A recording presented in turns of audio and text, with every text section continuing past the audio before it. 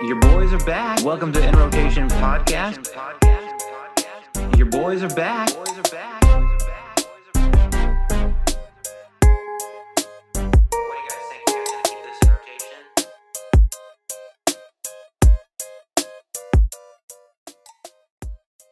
Welcome to In Rotation Podcast. Your boys are back, live from self-quarantine. Hey.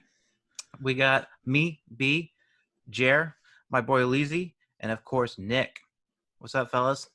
What's that? What up? What up? What up? Feels really good to get the boys back together. Really excited to be talking about these albums with y'all.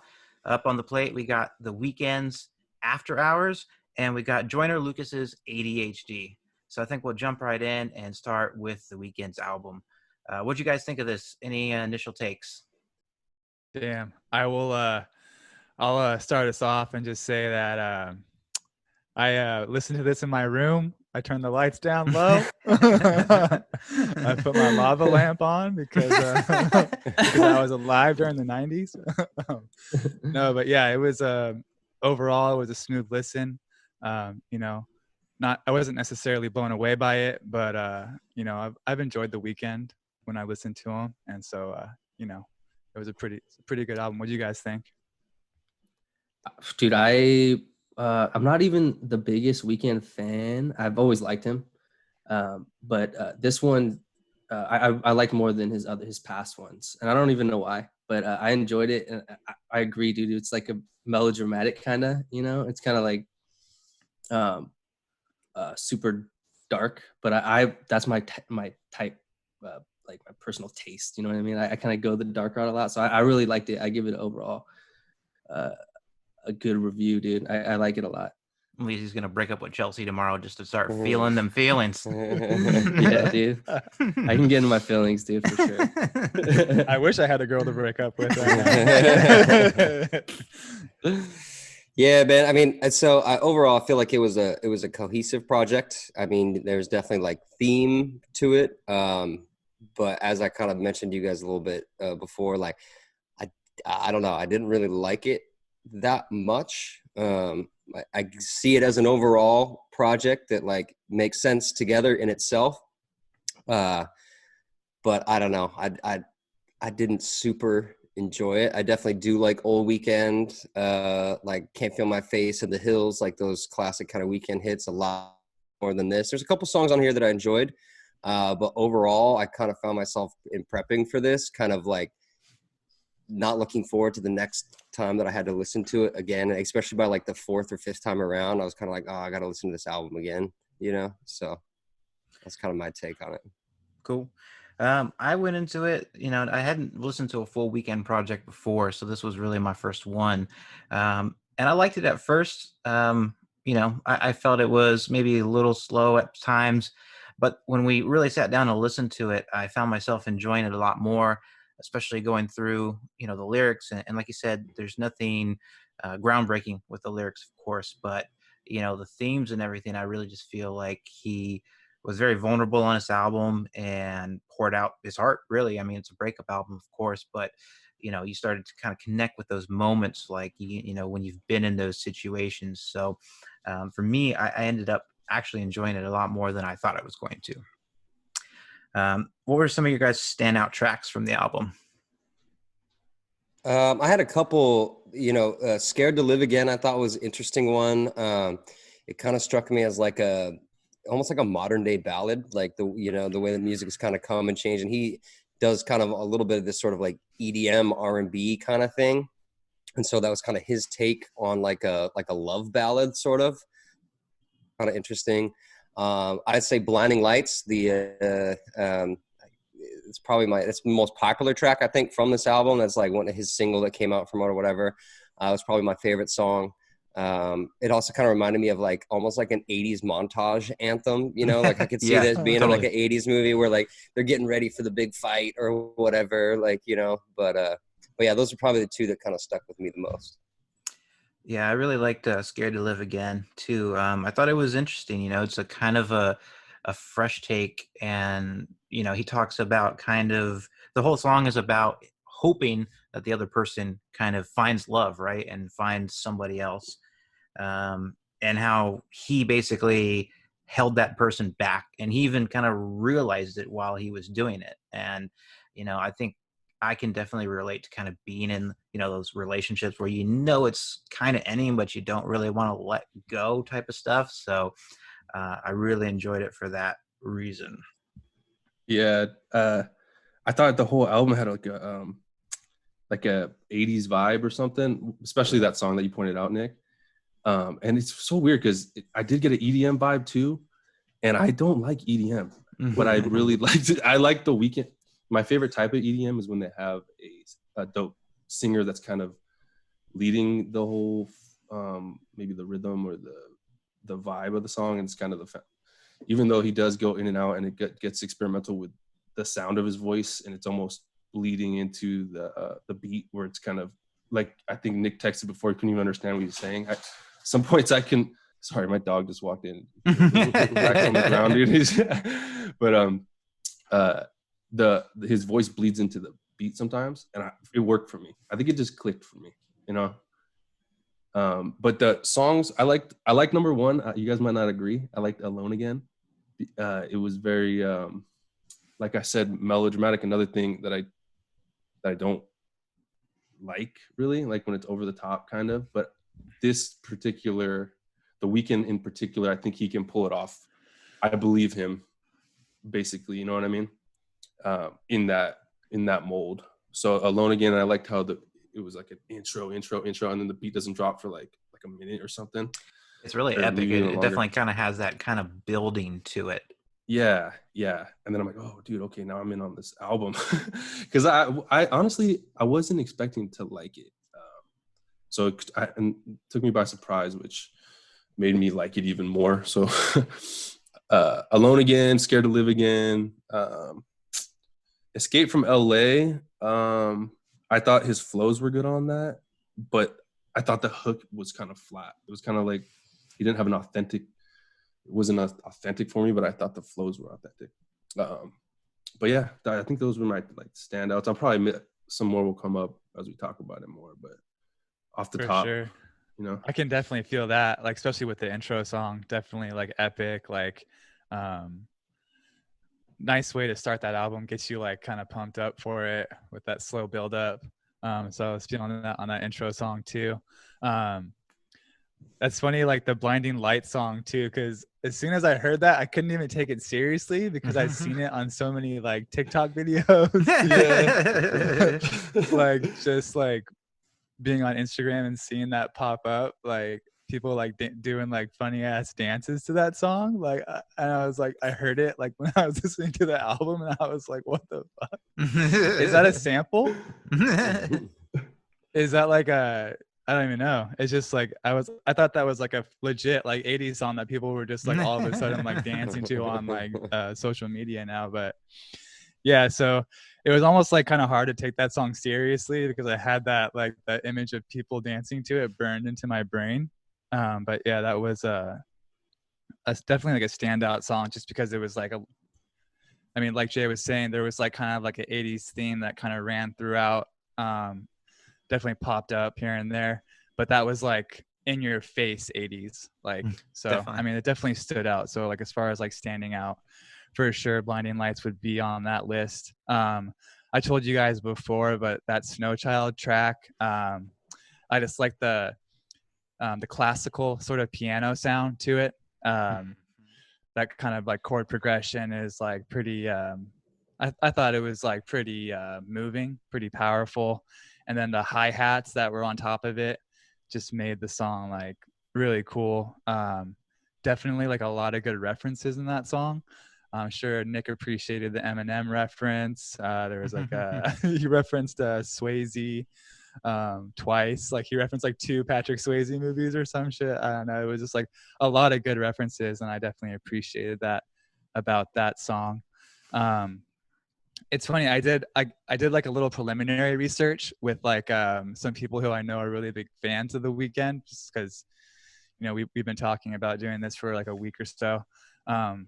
My coworker over at Choice, huge Weeknd fan, and I also touched base with Jenna and Rob, who you all know Nice. very well. Yes. Jenna liked it, right? Jenna was a big fan. She was Yeah. talking about it after it came out. Yeah, they were definitely feeling it. Like apparently, like I mean, we all know that Jenna's a fan, but apparently Rob's a big fan too, and they were saying that Rob was the one that kind of showed him to her. Mm. But yeah, so like them and then like my coworker, they called out "In Your Eyes" because because of the saxophone. I mean, obviously not just because of the saxophone, but that just kind of makes it even more of a unique track. So Nice. one more thing I will say, B about to cut me off. Dude, do what you gotta do. Do what you gotta do, B. But After Hours. Yes, dude. Yes.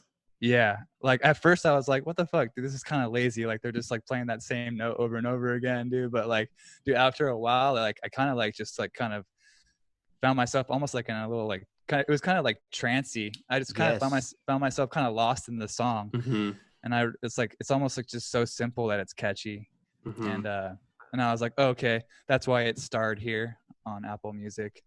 Right. That makes For sense. for me, like that's the biggest EDM influence on the album is After Hours. Like I can just imagine like being, like in the club or whatever, and it's just such a vibe, right? Like the song, like the melody just kind of carries you, and it does kind of start like slow, like you said, Jared, but his voice on top of the track is just so good, and I really loved it for that reason. It's probably one of my favorite tracks on the album. Um, so just thinking about some kind of like themes from the album. I know we kind of already mentioned it. Obviously, it's a breakup album. There's a lot of reference to him struggling, right, and especially struggling with drug use. There's a lot of him trying to fill the void of what that relationship has kind of like stripped away from him. And for me, as I was kind of looking at the album, and we said it's cohesive, and I really do feel that way. You can kind of start like the intro song, great intro, kind of starts light. There is like that heartbreak element, but as you get deeper and deeper, you see him kind of start to turn back to drugs more, turn back to all this stuff, and Escape from LA. We kind of talked about that. It's kind of him just kind of wanting a new start, and all the things that kind of made him happy originally aren't anymore. And it really is just this roller coaster ride of emotion all the way through. Yeah, he Yeah. throws a lot of shade on LA and like the girls in LA in this album. Like they just kind of over it. The other thing too, I thought was a thing that kind of came up a lot was how much he blamed himself through a Yep. lot of this stuff. Like he took a lot of things he did wrong in this relationship in ways that he I forget that. I think everybody knows who this girl is that he dated, right? I forget who it is. It's like a model or something like Yeah, that. Like Bella Hadid.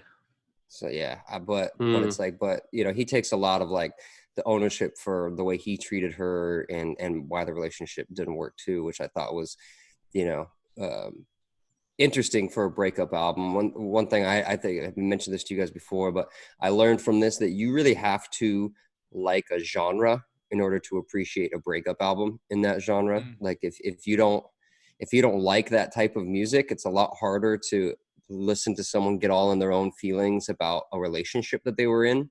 Like the reference I had used before was kind of like the concept of listening to like Dashboard Confessional breakup album, or like Songs About Jane, like the classic Maroon 5 album, where like if that's kind of your jam, those are classic breakup songs that people go back to those albums over and over again when they want to get in their feelings or whatever. But only people who like that type of music, and if you don't, you would never touch those albums. And I think the thing here where I'm not a big R&B guy, and this kind of blend of EDM and R&B together kind of made this a thing where if I am ever wanting to get in my feels, that this isn't an album that I would necessarily try to go to for that, because that's not what gets me in my feels in that way.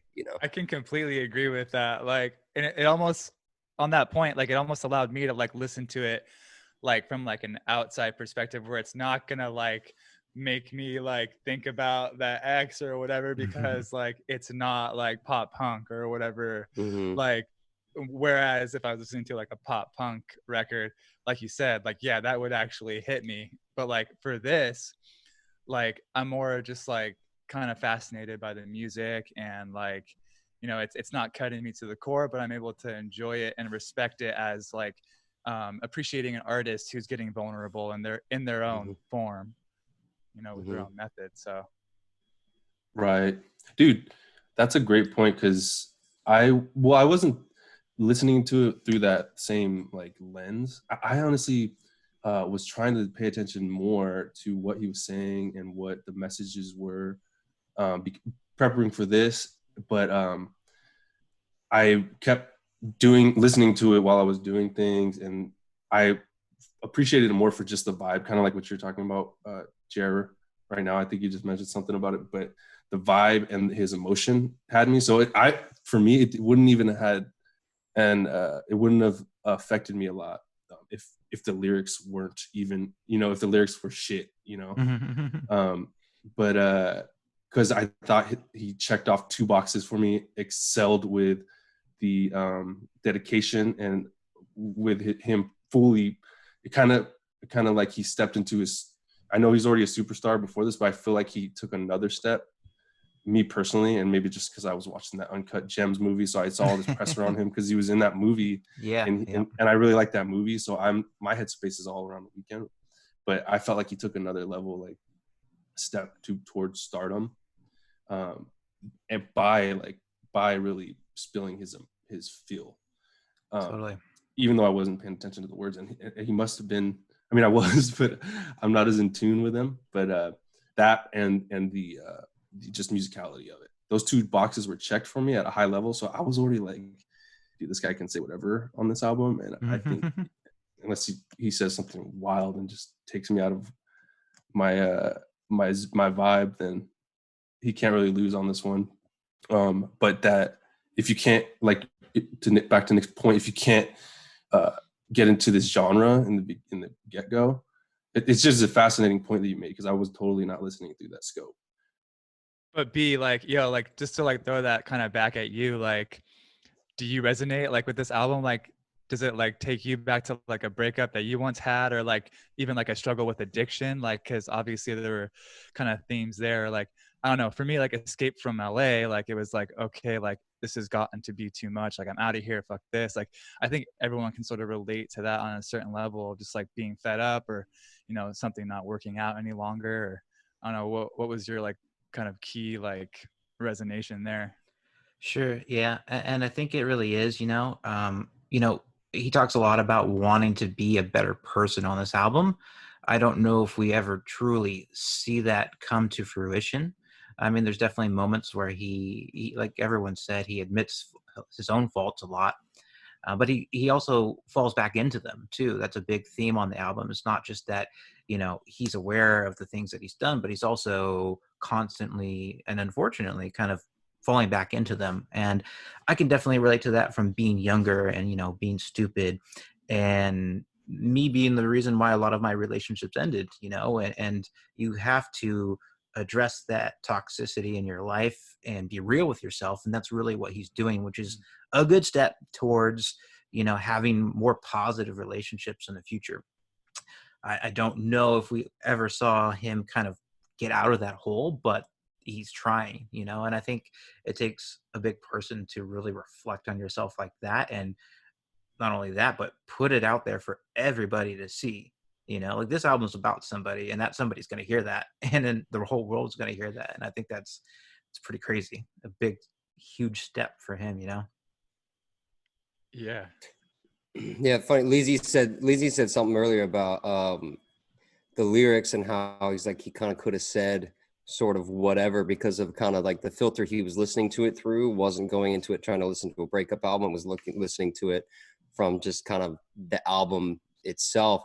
And that was kind of one of the things that I had sort of noticed, is that, I commented before that I could barely understand what he's saying half the time on this album. And he does a lot of these vocal effects and weird stuff where he's playing with the musicality and with the beat and stuff, but you can't tell what the hell he's saying. And like, I had a hard time following along, only picking up, some lyrics here and there. But one thing that I kind of realized, which I think on the one hand is a credit to the project as a whole. And on the other hand is part of what I took issue with is that he could have said whatever he wanted. And it doesn't matter what he said there. You got the vibe that he was going for with, you know, the vocal effects and the melodies and the beats and kind of just the tones that were going throughout the album were creating a lot of that vibe, you know, but also that means that all those things were doing a lot of the heavy lifting and the lyrics weren't necessarily doing a lot of that work. And like he was setting a lot of that tone, you know, through like the music and not through what he was saying. Like I said, he could have said anything and I still would have gotten that vibe that, oh, this is a breakup album, even though I couldn't understand half of what he was saying. I Right. think it's a fair point. I think that's well put, dude. Yeah, because and like it's almost like a tool. I think I put a lot of importance on lyrics usually, but I think that's to each person. All these artists have a tool set or whatever, or maybe there's all these elements to a song that you have to, and all these boxes you have to check off. And if you could do, ideally you want to do them all. Like you don't want to be lazy on the writing. So I can see what you're saying, dude. Because you're not being the best, you're the best version of yourself, or as an artist, you're kind of taking it's almost a notch down in some people's eyes. For me, you already checked the other boxes and you did them like way better. So I was like, fuck it, dude. But good point, dude. Definitely, like for me, like yeah, like you can just feel it. Like it's a feel. You don't necessarily need like it to be spelled out for you with like the lyrics. Like you just kind of can like sense what's going on in his like right world. Could you put The Weeknd in the same category as like a mumble rapper, you know, like as like someone that you can't, you know what I mean, using that kind of same thought process? I would say no, because I don't give a mumble rapper as much time, because The Weeknd can actually sing. So I'll give him the benefit of the doubt because he can actually sing. And mumbling is not as hard as a skill, you know what I mean?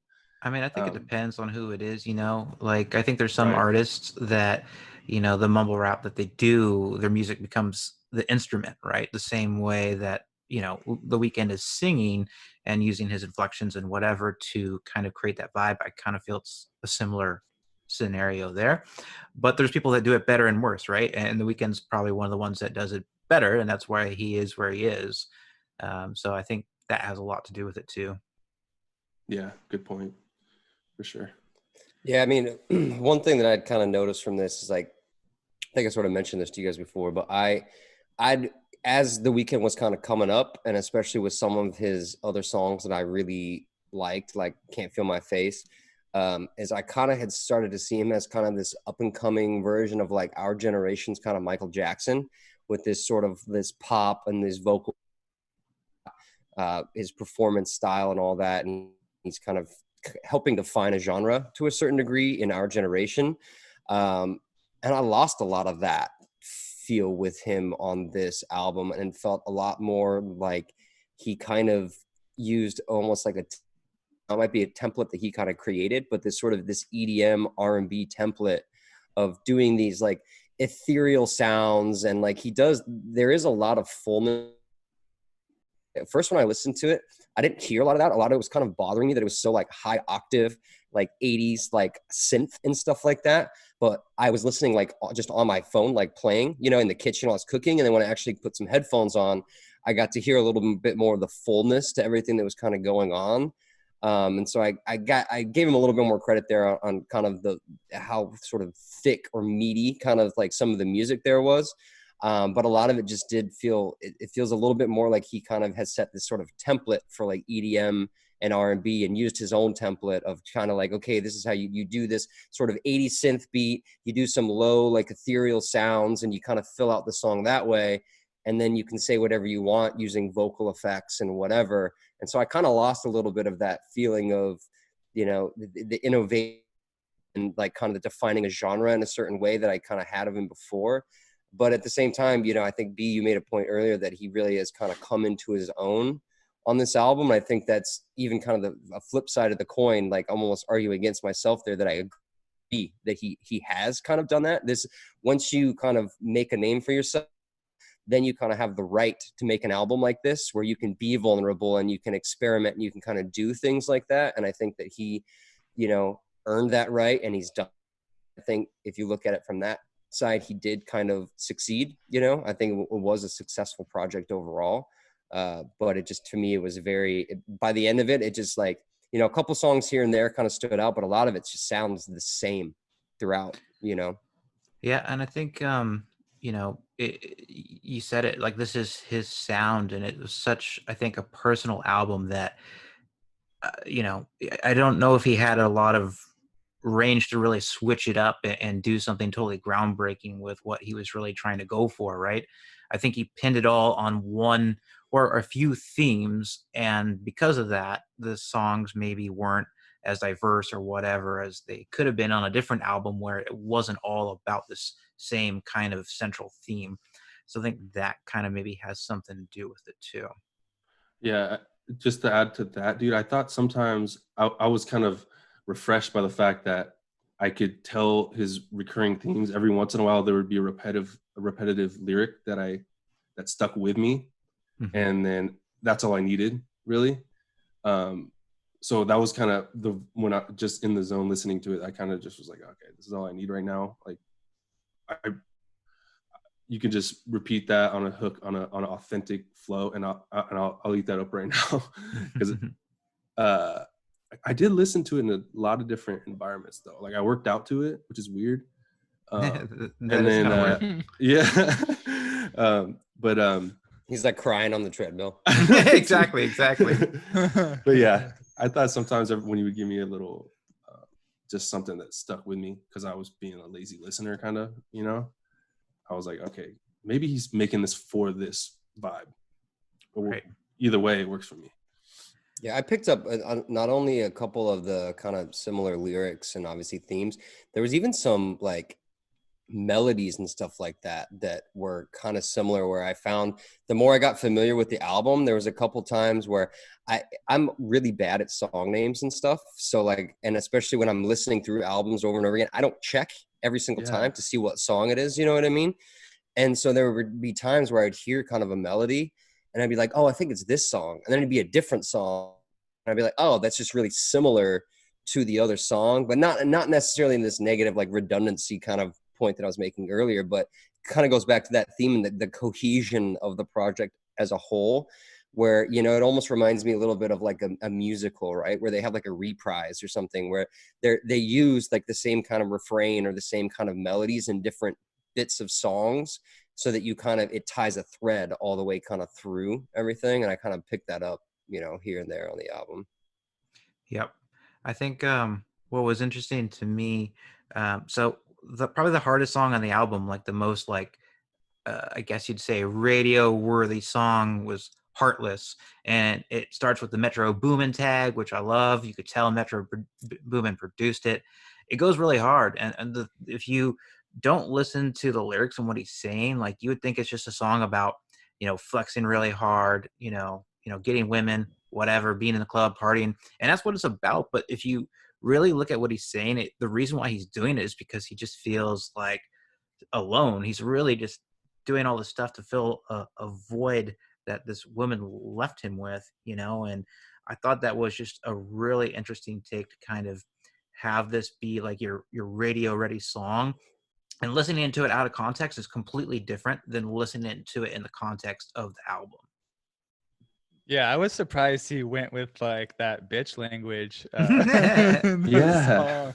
I was like, damn, Weeknd shit. Like, Serious. it's gotta be like that. You know, I like to And keep it wholesome. So that's like, how he starts it, right? It's yeah, never need a bitch, I'm what a bitch need. But then the next lyric is Yeah. trying to find the one that would fix me, So like even in that opening True. line, like he's stunting, right? But Yeah. like he's hurting at the same time. B, do you I have the feel lyrics in that. front of you? I do. Doesn't he switch it No, on he the just next memorized. verse? He had that memorized. No, but do you?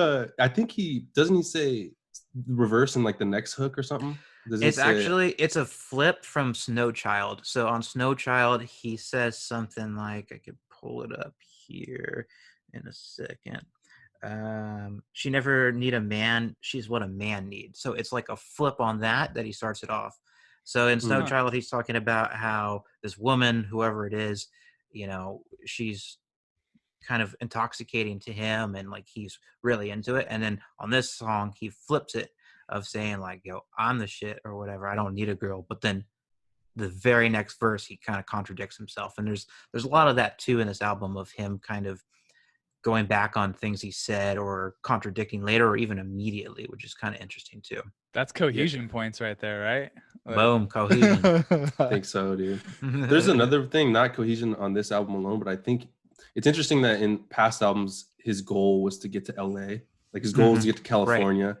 And now, and that he's experienced it, he's kind of like disappointed by it. And now he wants to get out. So another thing that was just interesting about his storyline, kind of. Where's he from? I forget. Toronto, I think. Dang. I know Canada. I know it's Canada because, and I'm pretty sure it's Toronto because he had like a light beef with Drake. And of course I know that. Of course you know that. But I think not to derail, but Drake referenced it on the thing that he dropped yesterday.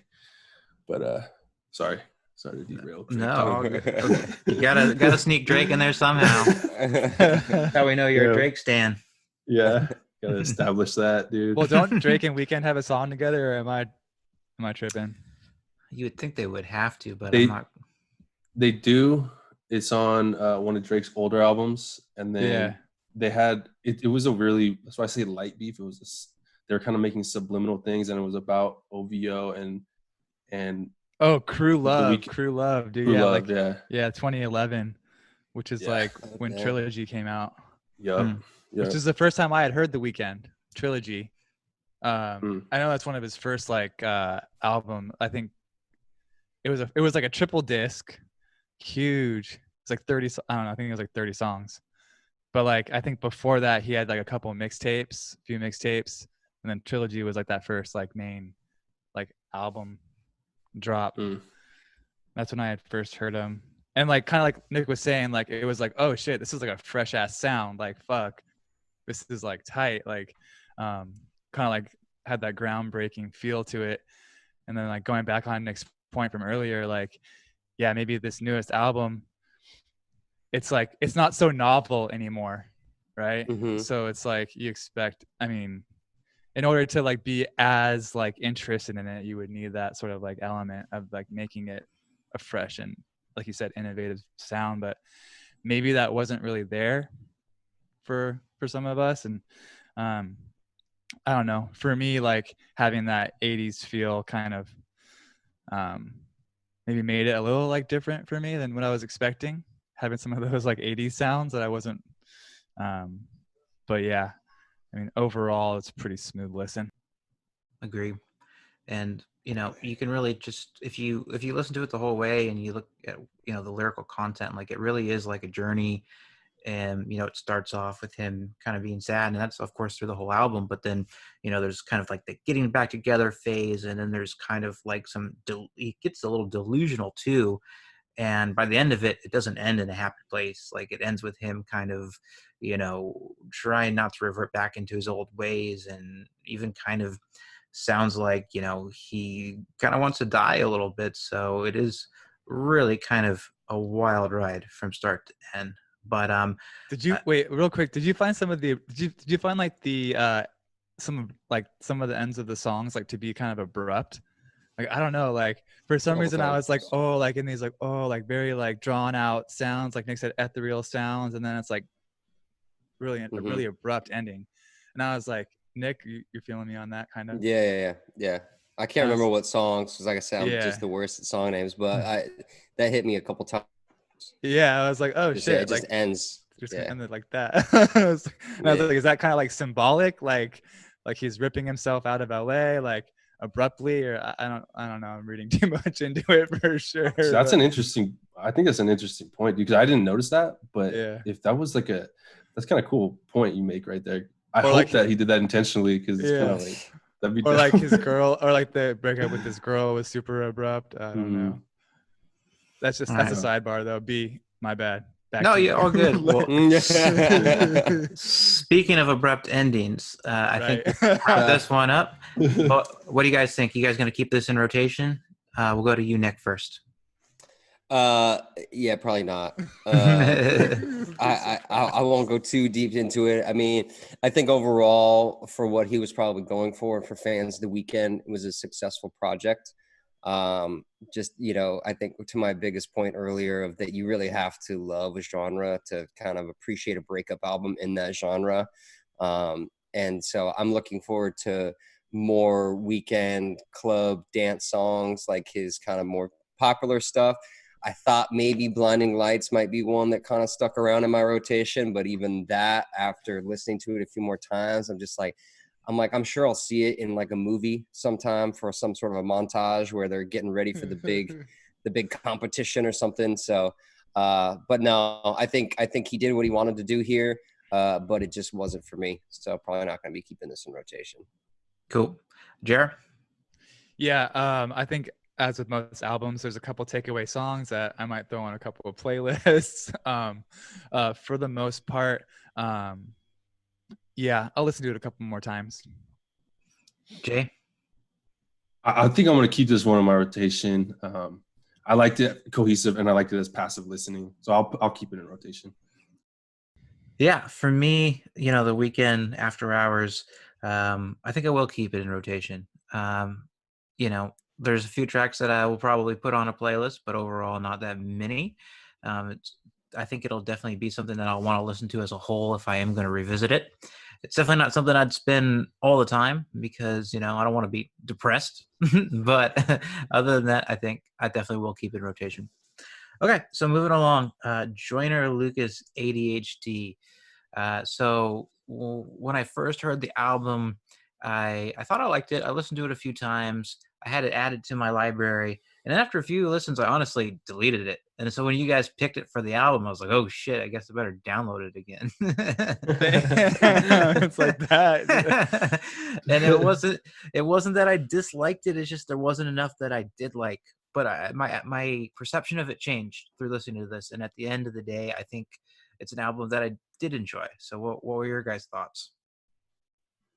I'll jump in real quick because the comment you just made is actually kind of funny. It happened to me too, kind of.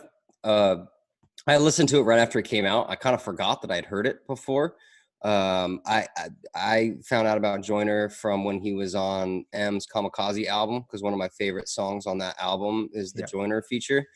But I hadn't heard much about him before that. So I was actually stoked when this album came out, listened to it on like the Friday or whatever that it dropped, and then kind of forgot about it a little bit just because I don't a lot of times go back to albums that often anyway. I'm more of kind of like a favorite music playlist kind of guy of old stuff.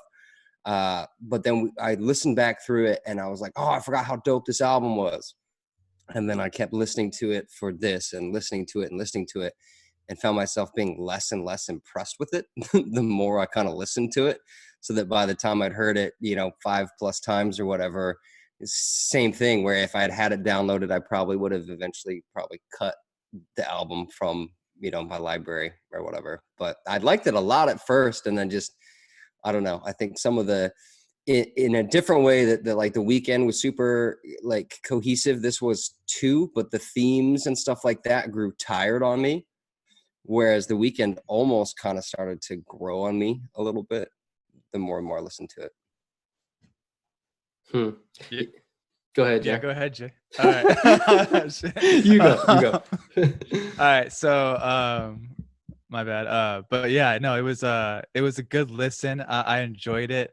Really trippy with like the skits. The skits were, I mean, some of them were fun. Some of them were like, what's going on here? It was kind of interesting how like some of the skits like were like reoccurring. But yeah, so it was it was interesting. That kind of kept me interested. This was like listening for this project was the first time that I had heard the album. Like Nick said, I had heard him on Eminem's album. That track is a great standout track on Eminem's album, of course. So yeah, I was excited to get into this, and there were definitely some standout tracks for me, but overall, like I wasn't, and I said the same thing for the Weeknd, but I wasn't blown away, but I enjoyed it, you know, and we'll get more into it. But that was my overall take. Yeah, I think a lot of the things you guys said apply to me as well. This was my first listen. I had heard ISIS, and I had heard a couple songs. Mainly my experience with Joyner Lucas is like when they recommend him on playlists I follow on Spotify, like on New Music Friday or something like that. And so I'll only be familiar with singles, and even then, not many by him. Of course, the Kamikaze one was standout, and I thought that was his verse on that was probably better than anything on this album. Yeah. But this album, I had the similar to you guys, dude. I thought it was gonna be better than it was. It was a little underwhelming, but at the same time, I was listening to it more for the lyrics 100% more than the Weeknd. The Weeknd, like I said earlier, I wasn't focusing on the lyrics. On this one, I was like hyper focused on the lyrics. But overall, underwhelming a little bit, actually. Yeah, I think you guys have kind of said it too. I feel like he's trying to say more than he really is at some points, and I think that was the big thing for me. I do want to talk about the skits eventually, but I think maybe talking about some of the songs first would be better. I really like the real opening track after you get past the first skit. I think it's called "I Lied." I thought it was interesting, right? It's a track about him originally thinking like, yo, I'm always going to be real, I'm always going to be the same, money's not going to change me, but then you get there and it does. And I thought that was really kind of refreshing take. The only thing I thought about it is that, you know, he talks about the money did change him and all this stuff, but we never get to the point where it it actually he changes his mindset, right? It doesn't end with him kind of like, oh, but I'm going to do better, or I'm not going to be like that anymore. It's just kind of flat, I think, you know. He really wants people to like at the end of their album be like, "I'm a new man." Like, I need the same problem resolution. the Weeknd was like I should be better, but at the end of the album, he didn't say he was. Like, Was Yeah, she? he's just like, I lied, motherfucker. Like, it's like there's no like actual like sort of like solution there, I guess. Resolution. yeah, I feel like his attitude. The more I listen to it, I don't like his attitude. One thing that one thing that always drives me crazy about hip hop is this concept of like, oh, I'm rich, I got money, right? It's something that I hate in like the trap world and like the people who like just there's no content to their lyrics. And he at least had a different take on that it wasn't just about like, look at my bling and stuff like that. A lot of this was more like how hard it was to earn it and like, oh, the money's not going to change me, oh, but the money did, whatever. But like he has a different take on wealth and the money he earned, but I don't really necessarily like his attitude on it either. So I don't know, maybe overall and I just don't like rich people. I'm not sure what it is, but yeah, there was just something about the way that he talked about having money, you know. And, you know, not to get into the skits yet too much, but like the Kevin Hart thing with the Lamborghini and stuff like that, it kind of touches on that sort of different perspective on money and being rich and what you do with it and stuff like that. So, but yeah, the more I listened to it, the more I was kind of like, I'm like, you're kind of a piece of shit, bro. So Maybe that's the lesson there. It's like shit, like fuck, like you guys don't know what it's like, man. Money changes you, and that's that. Yeah. I mean, Yeah. I have to imagine that it would, right? Like it's hard for us to kind of look at it, right? But I have to imagine it does. When you actually get there, you have all this, you know, money and fame or whatever. Like people probably approach you differently. They look at you differently. They look at like maybe that's my meal ticket, you know. So I have to imagine that there's some truth there. The yeah, closest there's I a line. go ahead. I was just saying there's a line specifically where he says the money didn't change him, but it changed the people around him. You know, and that's always kind of a common thing, whether you're talking about like Kevin Hart's like documentary and stuff like that, or like, you know, he's just thinking of him because he was on like Sketch or whatever. But like, that's a common theme, right? Is that people are now hitting me up for money because I've got money. It changes your friends, it changes your family, you know, and Eminem's had similar themes in the past too. People are trying to sue him for money or get money out of him, you know, where so it's more about how it changes the people around you than it changes you personally. So Right. Yeah. On that note, dude, I was listening to. We've mentioned Eminem already. I was thinking about Eminem a lot on this because of the feature on the Kamikaze one, and also Eminem has skits like these a lot. He Yep. always has weird skits, you know. But True. I thought this guy. I think maybe I gave my expectations were too high because I was comparing him, not comparing him, but looking at him like I look at Eminem in maybe a genre type or a sound. And the same thing with Kendrick Lamar too, because Kendrick Lamar had done something, and I don't know the specifics, but I think on one of his mixtapes, I remember this from my early discovery of Kendrick Lamar, where he talked about ADHD and he talked about pills and stuff like that. So I was hoping for more depth in the ADHD topic, and I didn't really get that at all. I was like, dude, I'm craving for details on what you're talking I feel about. that. You know what I mean? Yeah, I feel that. It's like if Eminem's gonna put you on, like, you better like come with like some Yeah. fire content. But like, same thing that you're saying. It's like, yeah, if like you're talking about like a mental health situation, like you expect those lyrics to be really deep, and Mm-hmm. Yeah. maybe that wasn't the case for you. Yeah, that's what it was. It didn't hit that deep. He would just go. I felt like he stayed surface level, and sometimes, in general, as a general statement, because sometimes there was good parts where I was really impressed with, and I wish I could pull details. But and then other parts I thought that I was just overall feeling like, dude, I need more depth or something. And it could be a bias that I have or something, probably because I'm thinking of this Eminem and think of Kendrick. Obviously, those guys are legends. That this dude, he's new in the game, obviously, well, just to a certain extent. But that definitely affected my listening experience.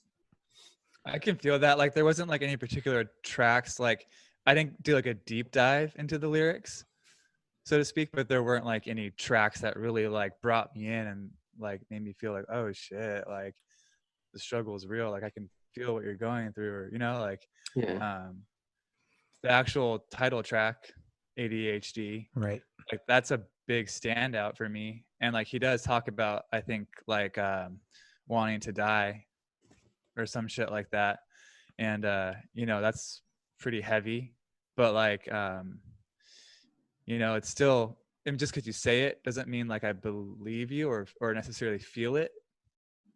And I'm like, don't get me wrong, like I'm not to say that anyone does or doesn't feel a certain way, but like it didn't necessarily move me just because he said that.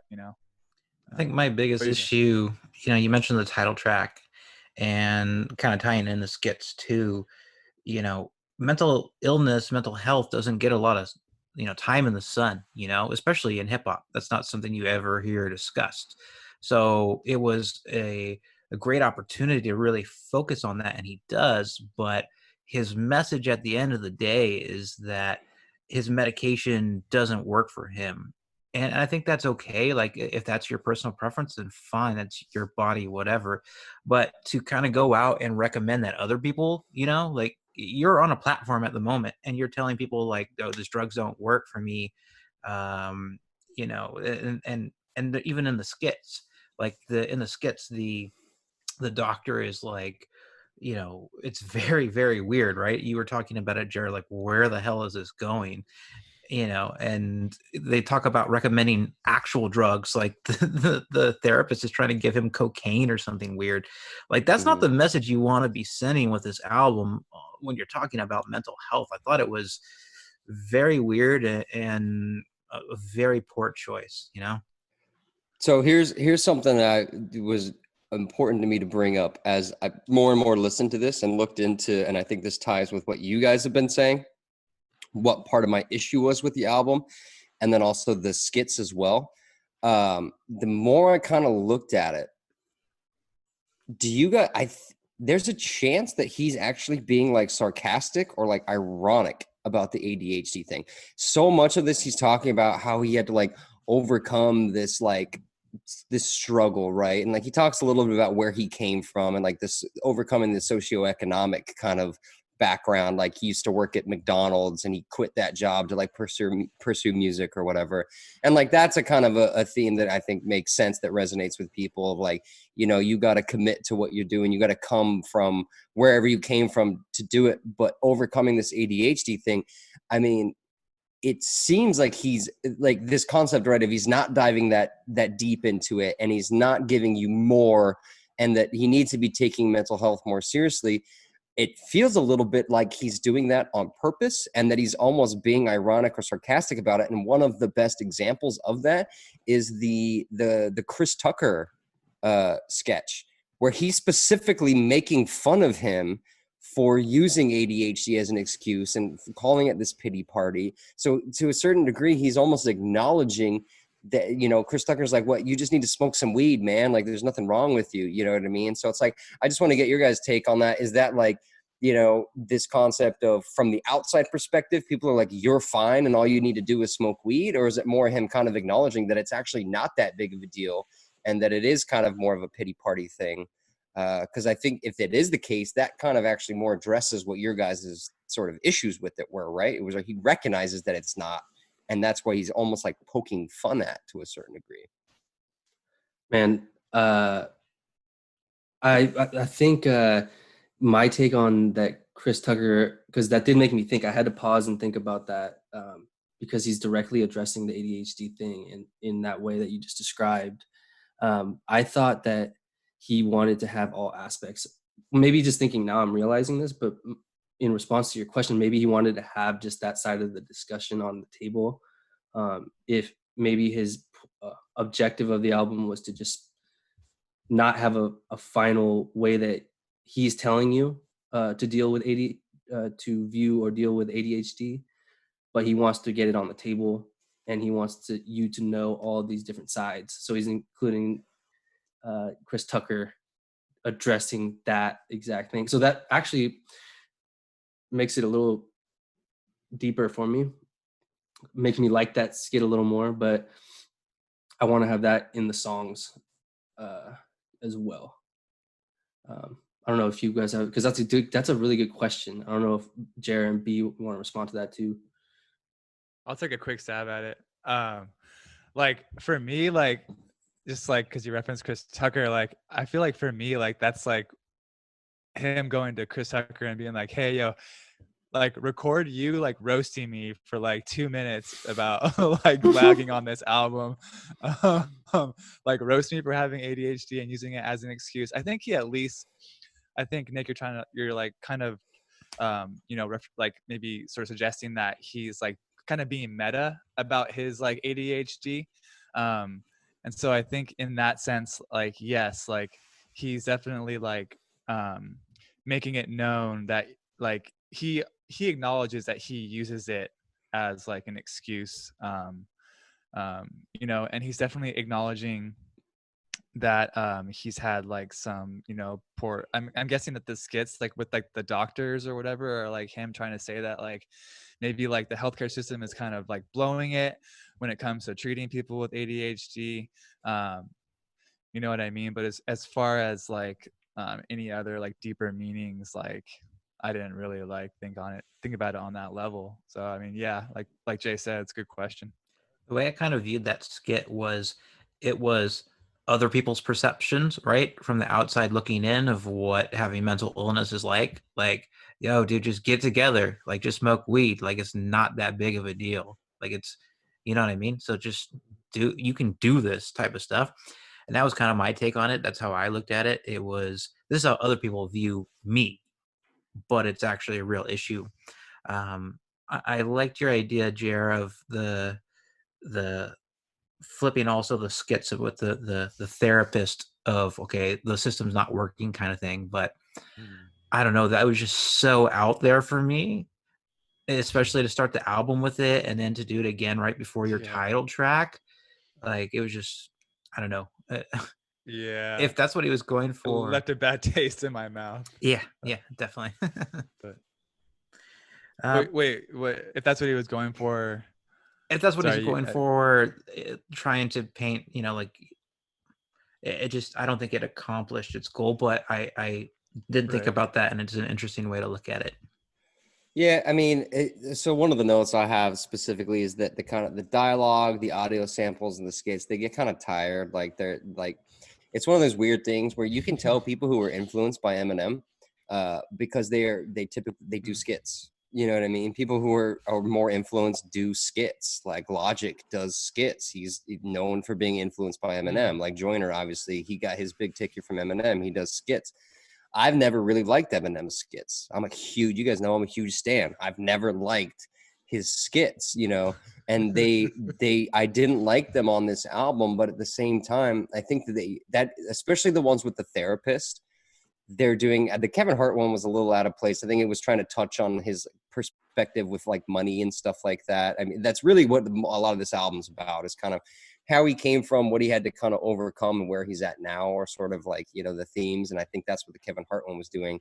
The Chris Tucker one, obviously, I think it is more that what this outside perspective of is, because, people who deal with anxiety and depression, which afflicts a lot of people, it's always that like, just be happy or just don't be anxious, and that's not how it works.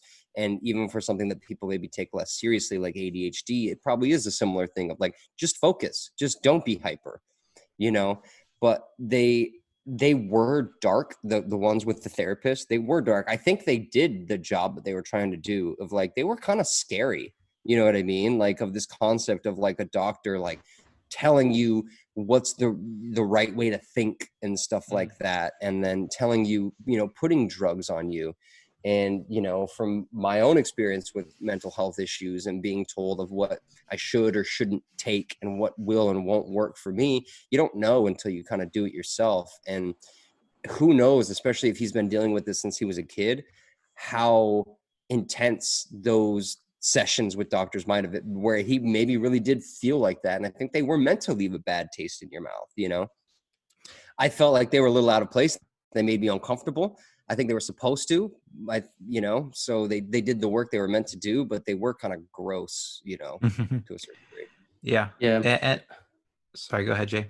I just wanted to make a add to my take on the doctor skits, was, and I'm pretty much in agreement that it didn't really hit the mark, but I think the point of it was not only these actual doctor interactions, but I think maybe the things that they actually, that him, I'm assuming it's him as a kid that was seeing, were things that like culture, it was like basketball, and it was common things that are pushed towards a certain audience, maybe like hip hop listeners, Black audience, you know what I mean? I think that was what he was trying to squeeze in there, and then it escalated and escalated.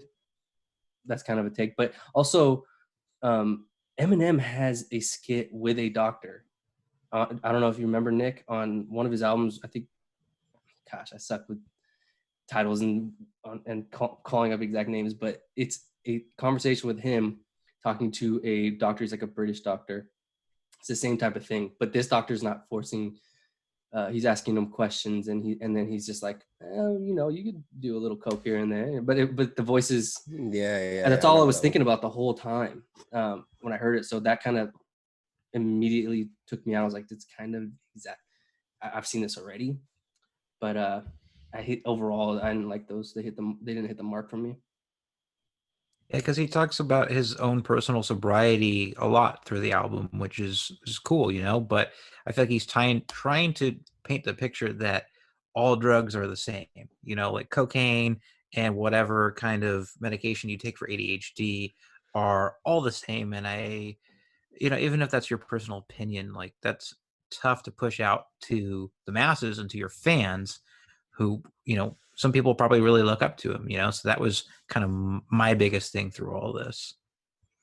Mm-hmm. Yeah, I definitely like noticed when he was like talking about getting like a bunch of people sober. There's this one line in there where he talks about getting people sober, and I was like, hey, because you guys know I have my sobriety thing going, and like I was just like, okay, I can respect that. But yeah, like you said, like even if you are sober, like there's a certain message you're putting out when you like talk about drugs that way. And like, yeah, I mean, obviously like some artists, maybe they don't care, you know, and they don't choose to accept that responsibility. And that's, you know, I don't have any problem with that with artists, but yeah, I mean, that's something to think about. There was also very weird parts throughout the album.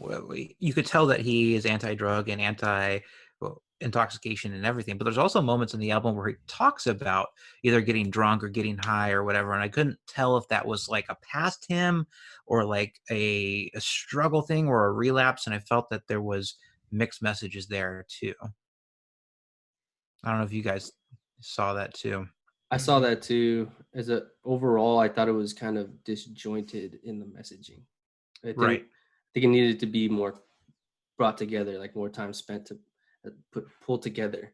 Because I like what he was trying to do. I just don't think he found himself in this. You know what I mean? Or did it like he wanted to.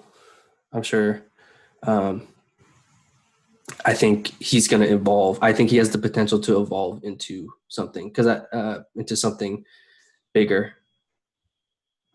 I think the problem with like these sort of like, and I don't, of course, don't want to spend like a bunch of time on it. And like, I apologize. I keep going back to it, but like this, like the problem with like having skits that make you feel a certain type of way, like really strongly, is like it takes the focus away from the actual music. And I feel like that's kind of what it did for me here. And I'm just noticing that like, as we're talking about it so much.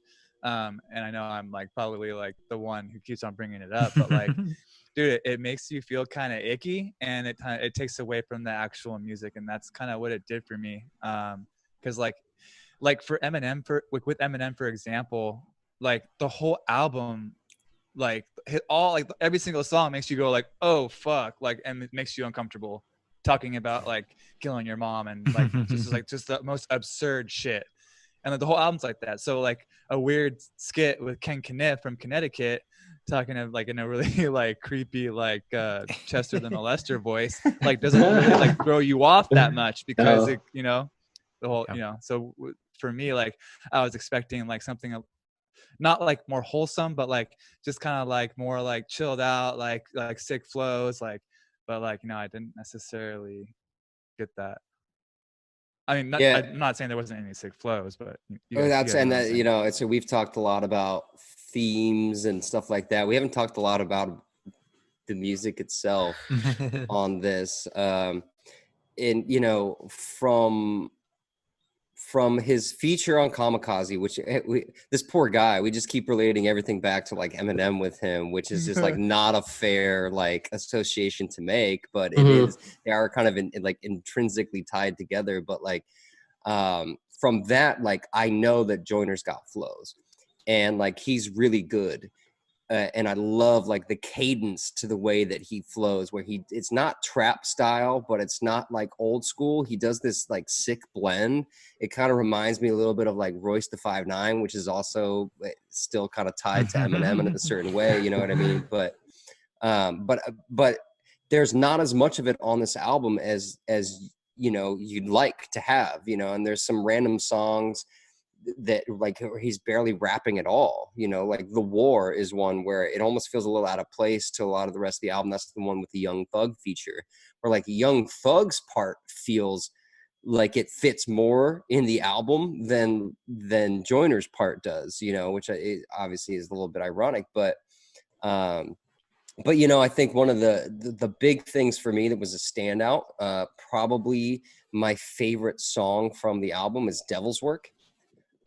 Where he's got a lot of depth to the lyrics. You can tell from that song, he's a storyteller, he's a lyricist, and the whole thing is this conversation with God, right? About like how you're taking all the wrong people, like give us back Tupac and Biggie and take Suge Knight instead. Like he goes kind of through history and things that have affected his life and the sort of the decisions that God has made of who to take and who he's left behind. You know, he gets into the I'm totally forgetting, like Trayvon or whatever, right? And like give us back Trayvon and take the dude who killed him, you know what I mean? Like, and all these, and it becomes this kind of this epic storytelling where it's really a whole kind of cool analogy throughout the whole kind of thing, you know, this conversation with God. And at the end, he says, you know, that's why it's called devil's work, because he admits, right, that it's not God's decision, it's the devil kind of doing these things. That's the kind of stuff I expected more of on this album, you know. And I don't know if you guys remember, a few weeks back, Lizzie sent us the music video for the Will video or whatever. I think it was Lizzie who sent it to us. Yeah. I totally forgot from my first listen to this album that song was on this album. And like, I remember even thinking when I went in, like, I was kind of bummed, like, it's like, that's the Joyner that I know and love. I wish that was on there. And then it hit, and I was like, oh, that's right. And that's, again, that really clever, like, lyricism where he's got a theme going through the song and he sticks to it and he nails it. And he's got that dope cadence, you know, and that's what makes Joyner so good. And there just wasn't that much of that on this album, but that's what he's good at. So it was confusing that, you know, that wasn't there. And that's why the more I listened to the album, the more I was like, okay, there's a few songs I love, and the rest I'm like, ADHD, you know? It's a good point. I mean, I think there's definitely some songs you could cut. You know, it's an hour long, 18 track, you know, thing. I'd get rid of the skits. I'd get rid of a few songs, and it would be probably a better project. But yeah, and I think you also mentioned it too. This was a very weird album rollout. He put out a lot of the songs in advance and then released the album. Like, he almost released too much, and it was very kind of a weird rollout for a project. But the Devil's Work was a very interesting track to me. It's a very like weird moral concept, right? Like, would you trade the life of people that you know are bad people for the ones that are maybe better? You know, he even talks about bringing back like Extension, you know, like Triple X there. Not necessarily the best person in the world to bring back. And there's weird things there too. He talks about Tommy Lauren and Laura Ingraham, and it's also more of a threat, right? He's not talking about exchanging their lives for anybody. He says, I really feel like you should teach them stupid hoes a lesson. And not that I like these women or their message, but that's a big thing to propose, you know? So I thought it was an interesting track in that sense. Yeah. Dude, I'm glad, Nick, you said that about when he has a theme and he has a line of logic in his songs. That's when he's like doing the best. It doesn't matter what it's about, because even Will Smith song and the song that you guys are talking about now, Devil's Work, I think they're very simple ideas. They're very like, Devil's Work is a very simple, it's not like, it's just two binaries. You die and you come back, or, you know, but he does, it's just so much better than the other songs because it's a consistent theme. Same with, I thought Lotto was me and B talked about it earlier. I put it on my Instagram. Lotto was my favorite one. And then same with Will. I thought it has one theme, so he just runs with it. It's good. It's almost ironic, right? Like a guy who's struggling with ADHD, and you're saying that he's at his best when he's focused. Yeah. Great point, dude. Yeah. Wow. Damn, you're gonna blow our minds like that. Yeah, right. Right. But I've always felt like, you know, with good lyricists, and I'm going to go back to Eminem again with this guy. That's some of Eminem's best songs too, is when he's got that, like Stan. I mean, look at Stan, right? You come up with this simple concept of, I'm just going to make a song that's me and a fan writing letters back and forth. And then what you do within that construct that you've created is where you come up with your best work. And you know, coming up with these clever ideas is clearly where he does his best work, because it's like, he didn't make me care about his ADHD. He didn't make me care about where he came from. Like, his reference of where that he quit McDonald's or whatever was like one of the only times where he really talked a lot about the struggle or anything like that, you know? And then he's talking about Lamborghinis and money and stuff like that, where I'm just like, okay, you know, I thought you were different, bro, but like, it turns out, you know, he's not. But then all of a sudden you get Devil's Work and you go, oh, he is actually special, you know, like he has this amazing talent. You know, just would have liked to see more of it, you know. And like, just randomly, the ISIS song with Logic, it's a good song. So I think one of the better songs on the album. I don't really get like a lot of what they're talking about, or like why it's called ISIS. Maybe I didn't dive into the lyrics like, you know, too much. I like that song a lot too, but I agree with what you're saying. It's weird that they Random. try to tie it into ADHD because it opens with like this like a medical explanation of what ADHD is, and then you get into all the lyrics, and it's we're talking about cohesion a lot. It has seems like there's no parallel there. I just never really kind of got it. Okay, well, before we hit in rotation, anything else anyone wants to say? Yeah, I just want to circle back to something Nick said earlier. Let's hear it. Let's hear it. It sounded like maybe he was throwing shade on the title track. I couldn't really tell, but I just wanted to put it out there that I was kind of feeling that. I don't know. I was driving when I heard it, and I was like, oh shit! And I checked, I checked to see what was playing on the display, and yeah, it was ADHD title track, and I was like, all right. Like, I don't know. For me, it kind of had like a Juice World vibe as far as like, like, I don't know. But I don't know. Do you guys like that song or what? Yeah, so I mean, I definitely don't. I think what I was kind of talking about was more with issues with the theme and the concept and how he went in on it. That song in particular, as a song, I do like that song. I think it's one of the catchy kind of standout songs Okay. from the album. There was a handful of songs on the album that I liked. I was ready to start beefing with you. Dude. Yeah, no. Like, No. I think it's like when you look at the overall context of like, we harped a lot on like how we feel like maybe he didn't do what he was trying to do as well. Like, right, we look back at the Weeknd album and like, regardless of how I feel about the album overall, I feel like he succeeded in what he was trying to do. And I feel like maybe in this album, Joyner didn't succeed in what he was trying to do. But if you look at that song as a song, in a vacuum, I think it's a dope song. I think it's ISIS, Devil's Work, I feel that. ADHD. Those were and Will were probably my 4 favorite songs from the album for sure. So I felt. Go ahead, Jay. Hey, please. No, I was just gonna say that I completely agree with those 4 as far as being like my standouts too. Me too. And honestly, I'm not including, just to touch back on ADHD, the title track. I thought it was a good song, but I don't think I thought it was almost like a different genre. But I can, and I probably I want to re-listen again more. I kind of do that. That's why I said it kind of sounded like Juice. Like, yeah, I don't know, just like the style. It had like a different kind of style. Yeah. The Juice comparison is a good one. I would not have thought of that unless you said that, because it's almost that's not me. That's not me, like specifically. But that's why I didn't hate the song, because I know this is not bad quality. This is good shit. But it's not on like my top song. Like, I think the songs Nick said, I loved Lotto. I think I said earlier, ISIS. But ISIS, B made a point earlier, not to jump all over the place, but about ISIS being released, the rollout of the album. I thought ISIS, I didn't even really, even when I'm re-listening to it, I didn't look at it as a part of this album, because I've already listened to that song so many times. Yeah. As a solo release. But the ADHD is an interesting song, and I want to go back to that. Yeah, I mean, you make the point about ISIS, and I made the point about the war earlier. B made the point about the way this was released. This is a bit of a disjointed project. I think he tried with his skits, but even as the point I made earlier, even the skits didn't tie it together, because the skits didn't even all have the same theme.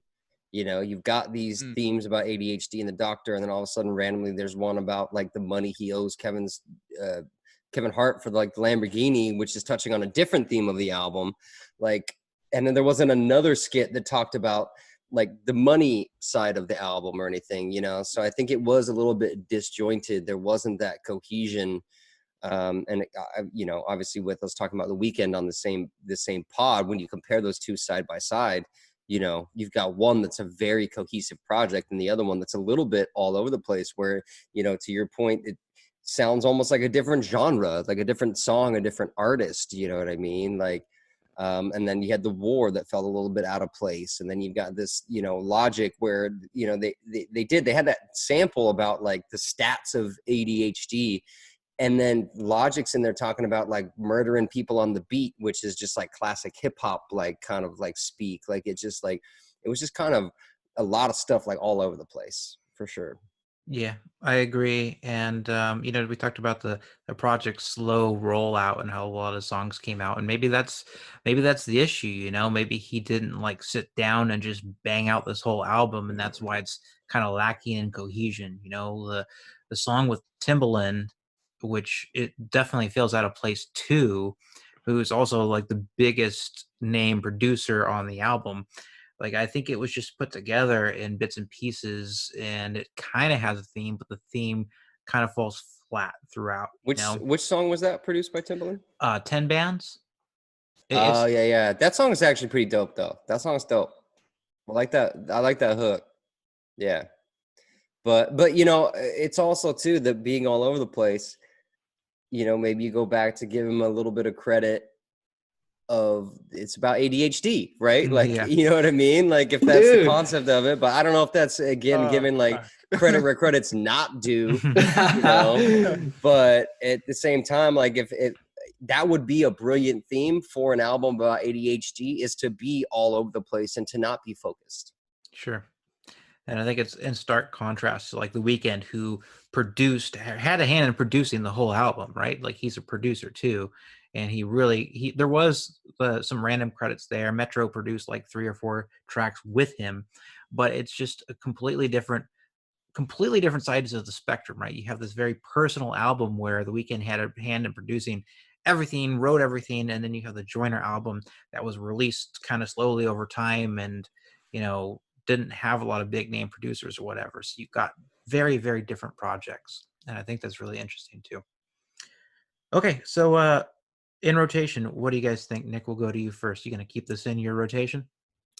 There's a few songs. Will has already been added to like my main playlist that I listen to all the time when I'm not, listening to new albums or whatever. So that's one that really resonates to me as like Joyner and what I like about Joyner.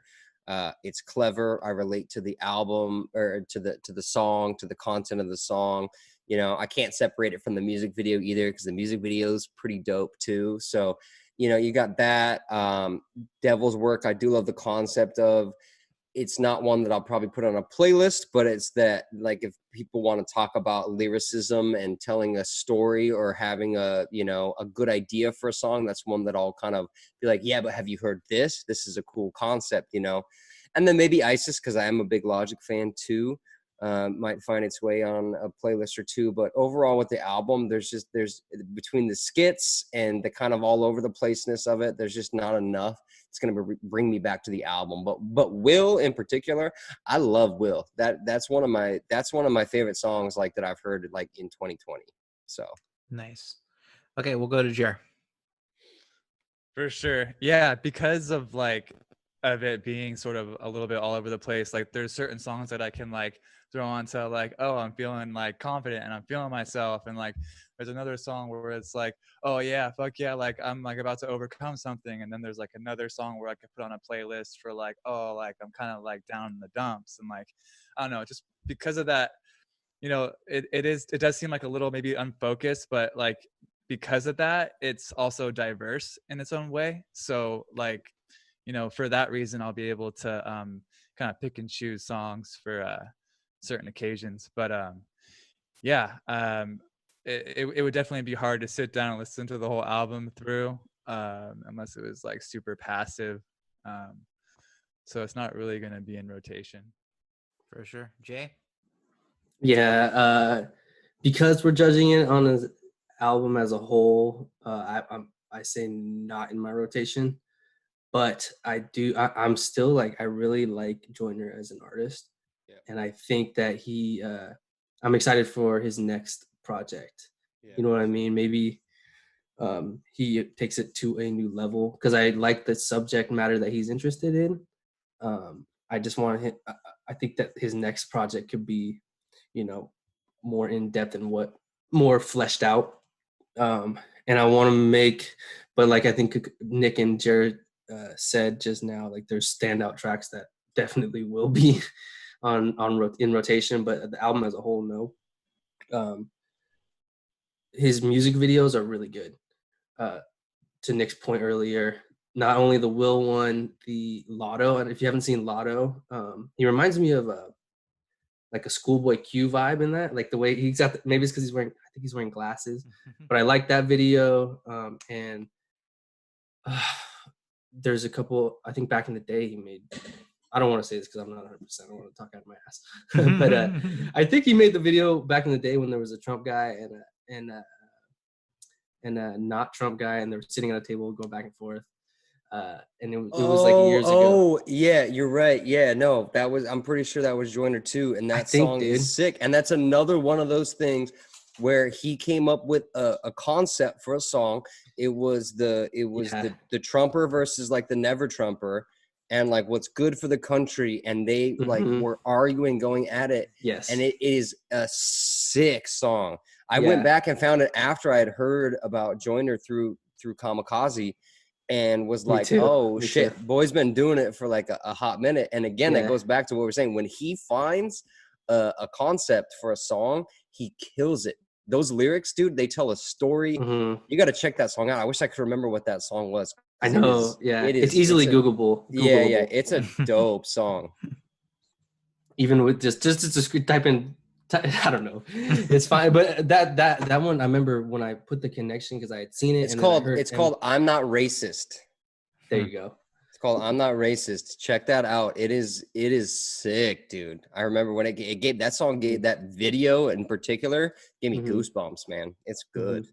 Videos is a strong point for this guy. And but overall, no with this one, but I like the artist. Cool.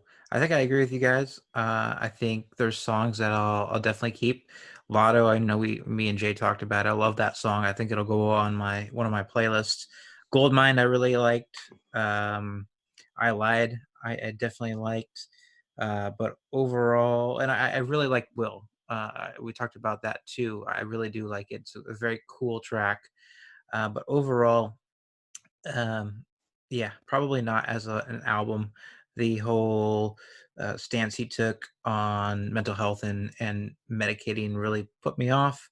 But there definitely are tracks that I like. And as you guys have said, I think there's a lot of potential there for continuing and his next project. Hopefully it doesn't take so long as this one took to put out, but definitely lots to look forward to. It's interesting too, you point that out about some of your favorite tracks, but like Lotto and Goldmine, the ones that have like a money theme to them were some of the better ones. And like, Will is another one where it's about the come up and stuff like that, right? Or whatever, where he came from, whatever. But all the stuff that was about what the point of the album was are probably like the least, ADHD again, it's a pretty fly song, but again, the messaging I'm not a big fan of. But it's kind of interesting that the kind of the ones that are the money take. And that's where he only had one sketch that talked about it. Like he didn't lean in as much on to kind of that concept of money won't change people as, as much through the album. And those were some of the most interesting, like hard tracks on the album. Agree. All right, boys. Well, it was awesome getting back together with y'all. And we'll see you guys next time on In Rotation Podcast. Oh, yeah.